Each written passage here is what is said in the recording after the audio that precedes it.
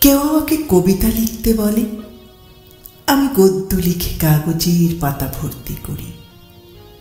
কেউ আমাকে উপন্যাস লিখতে অনুরোধ করে, আমি গল্প লিখে যাই মনের সুখে।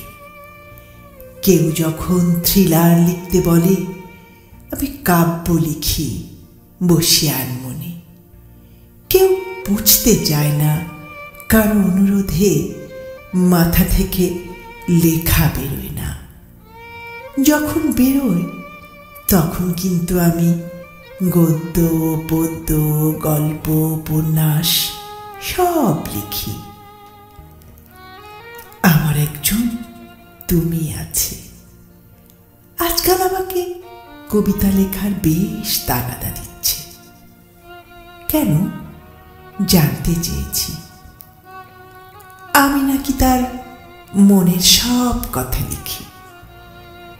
আসলে কি আমি আমার তুমির মনের কথা লিখি, নাকি সবার তুমির মনের কথা লিখি? কেউ কেউ আমার কবিতার বেজায় প্রশংসা করে, বদনামও কম করে না।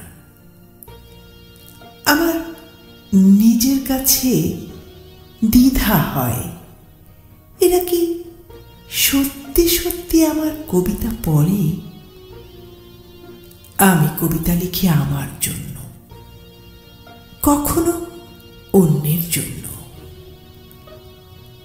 আমার আহত কলম আর ভাঙা মন যখন যা লিখতে বলে, আমি শুধু তাই শব্দ মুখর করি।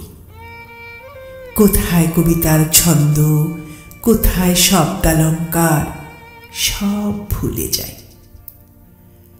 আমার শুধু মনে থাকে আমার ভাঙা মনটার কথা। আমার আনাড়ি মনটাকে খুশি করার জন্যই বেশি লিখি। মাঝে মাঝে যে তুমির জন্য কিছু লিখি না, তাও হলফ করে বলতে পারবো না। কারণ মন যখন ঘুমোতে যায়, তখন এলোমেলো কথামালা তুমির জন্যই রচনা করি।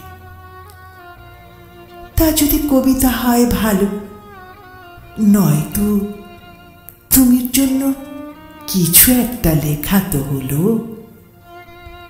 এই ভালো। যা কিছু লিখি এলোমেলো,